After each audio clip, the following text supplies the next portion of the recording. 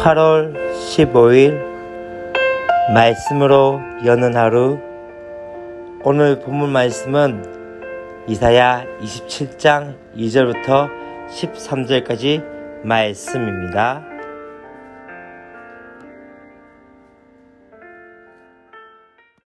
사랑과 축복합니다. 8월 15일 말씀 묵상을 나누자 합니다.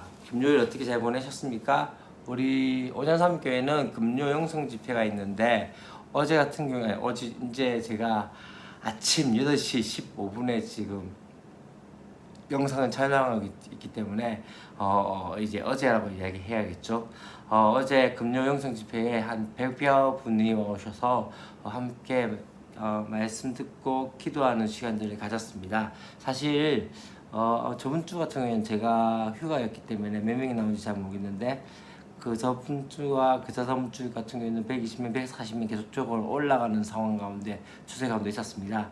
함께 기도하는 마음들 가운데도 간절했었고, 또 한 가지 중요한 것 중에는 정말로 좀 같이 좀 모여지는 모습들이 되어졌는데, 어제부터 또 그저께부터 갑자기 또 교회적으로 코로나가 재확산되어지는 모습들이 되어지고, 또 지금 100명이 넘는 하루에 100명이 넘는 그러한 상황 가운데 지금 이제 정부에서는 사회적 거리두기를 다시 단계를 격상하겠다라는 이야기들과 함께 또 종교적인 모임들을 또 제한하는 그런 상황 가운데 진행이 되고 있는 가운데 있습니다.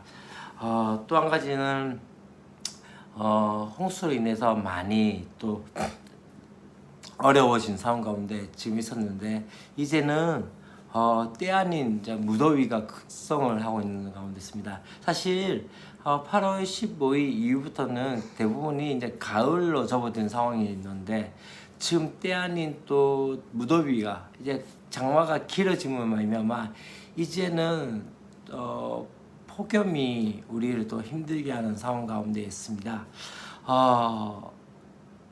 또 오늘부터 이제 8월 15일부터 또 보수주의 쪽에서는 또 이제 집회를 갖게 되어지는 상황 가운데 있습니다. 사실 정치적인 상황들을 이야기하는 것들을 너무나도 좋지 않다고 생각들이 되어지기 때문에 그런 상황이기 때문에 그렇게 이야기하는 것이 아니라, 지금 가장 어쩌면은 코로나19로 인해서 어려워진 상황 가운데 모이는 것이 참 중요하지 않나, 이게 좀 마음에 걸리는 상황 가운데 있습니다. 녹록치 않은 상황들과 녹록치 않은 현실 가운데 있습니다. 그럼에도 불구하고 우리 가운데 어떤 이야기를 해야 될까라는 생각 가운데, 그리스도인들은 하나님의 말씀으로 인해서 상황과 환경에 지배받는 것이 아니라 말씀에 지배받고, 말씀이 우리 가운데 어떻게 이야기하는 것에 대해서 우리가 다시 한번 바라보아야 할 사람이 아닌가 하는 생각이 들었습니다. 어제 사실 또 어르신들에게 지금 김을 나눠주고 있는 가운데 있습니다. 많이 힘들고 어려웠기 때문에 그분들을 위로하는 상황 가운데서 그렇게 나눠주고 있는 상황 가운데 있게 되었습니다. 오늘 우리가 함께 볼 말씀은 잠시만요. 지금 유한이가 왔네요. 유한아, 이리 와봐. 아빠 더 돼. 예, 지금 유한이가 이제 일어났네요. 일어나서 또 아빠 앞에서 지금 장난을 치고 있는데, 그래도 말씀을 묵상을 해야겠죠. 오늘 우리가 함께 볼 말씀은 이사야 27장 2절부터 13절까지 말씀입니다. 사실 이 곳의 제목을 새 포도원의 노래라고 되어진 상황 가운데 있습니다. 포도원의 노래가 5장에서 나옵니다. 5장에서 어떤 이야기 나온다면은 하나님께서 극상의 포도나무, 진짜 좋은 포도를 심었는데 어떻게 되어집니까? 들포도 열매를 맺게 되어지는 것을 보게 되어집니다. 그러면 하나님께서 이 포도원에 대해서 어떻게 하시죠? 완전히 진멸해버리는 그런 이야기가 5장에서 나왔습니다. 그렇게 되어지고 난 다음에 이제는 오늘 말씀 가운데 어떻게 얘기합니까? 하나님께서 이제 포도원을 어떻게 하신다고? 회복시키신 그 모습들을 보게 되어집니다. 들포도를 맺었던 그 포도원을 헐어버리시겠다고 하셨지만은 이제는 그분께서 친히 무엇이 되어죠? 포도원 치기가 되셔서 어떻게 하시죠? 때마침 물을 주고 찔레와 가시를 불태우며 또 정성껏 돌보시겠다고 말씀을 하십니다. 이를 통해서 이제 포도나무에 무엇이 되어집니까? 우미 돋고 꽃이 피며 풍성한 결실을 맺게 하시겠다고 하시는 거죠.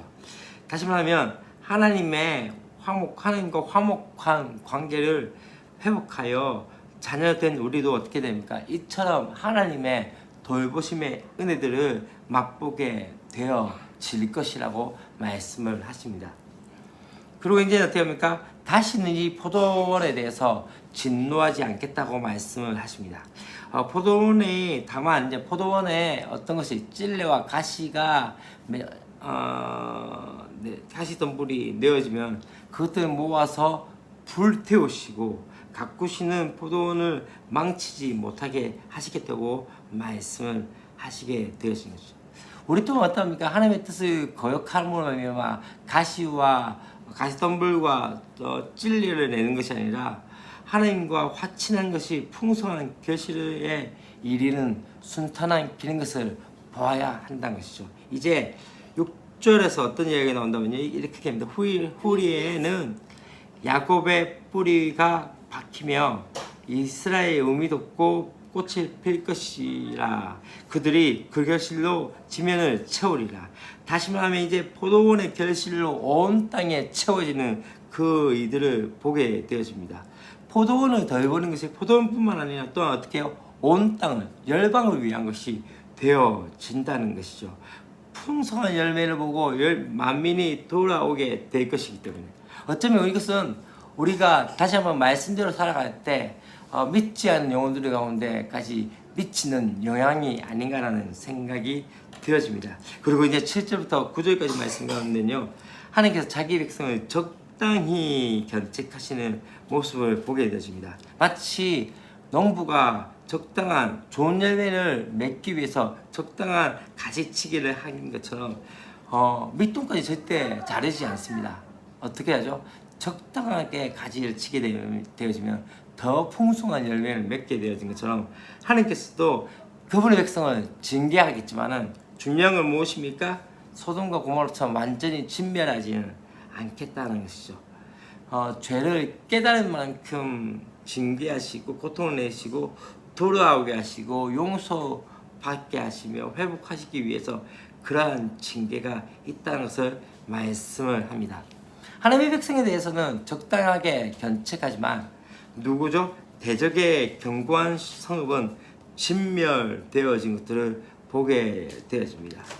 그래서 11절 말씀에 이렇게 합니다. 가지가 마르면 꺾이나니 여인이 와서 그것을 불살릴 것이야. 백성이 지각이 없으므로 그들을 지으신 이가 불쌍히 여기지 아니하시며 그들을 조성하신 이가 은혜를 베푸지 아니하시리라 라고 말씀을 하게 되어집니다. 그들이 어떠하다고요? 은혜를 입어도 의를 배우지 않는 지각 없는 자들이기 때문에 하나님께서는 이들을 불쌍히 여기지도 않고 은혜를 베푸지 않겠다고 합니다. 그러나 또 중요한 건 12절과 13절 말씀에는 이제 어떻게 되십니까? 열국에 흩어진 백성들을 모으시고 그들의 예배를 받게 되어집니다. 유다뿐만 아니라 아수르, 애굽, 만민이 하나님과 화목하게 되어지고 거룩한 성 예루살렘으로 나오게 되어진 것들이 본문의 말씀 가운데 있게 되어지죠. 이것은 무엇입니까? 그리스도 안에 성취되어지고 또한 우리가 열국 백성과 함께 하나님을 예배하는 축복을 지금 누리고 있게 되어지는 상황이고 또한 마지막 날에 우리 가운데 되어질 모습이 아닌가라는 생각이 들어집니다. 여러분, 이 말씀 가운데 우리가 다시 한번 볼 것은 무엇입니까? 하나님의 심판 가운데 적당히 견책하시며 또한 우리를 돌아오게 하시고 회복하게 하시는 말미암아 이제 다시 한번 포도나무 가운데 들포도의 역사가 아닌 극상의 포도의 역사들이 나타나게 되어진다는 것이죠. 그것은 바로 하나님의 열심으로 말미암아 되어진다는 것을 보게 되었습니다.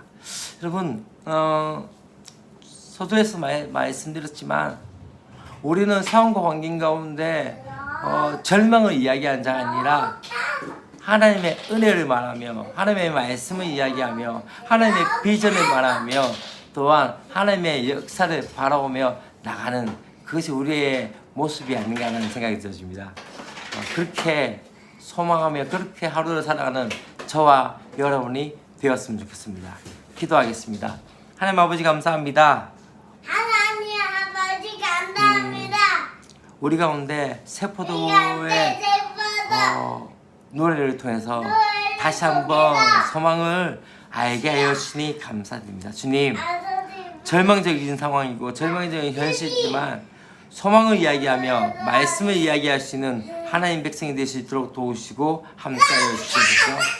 주의 예수의 이름으로 기도합니다. 아멘.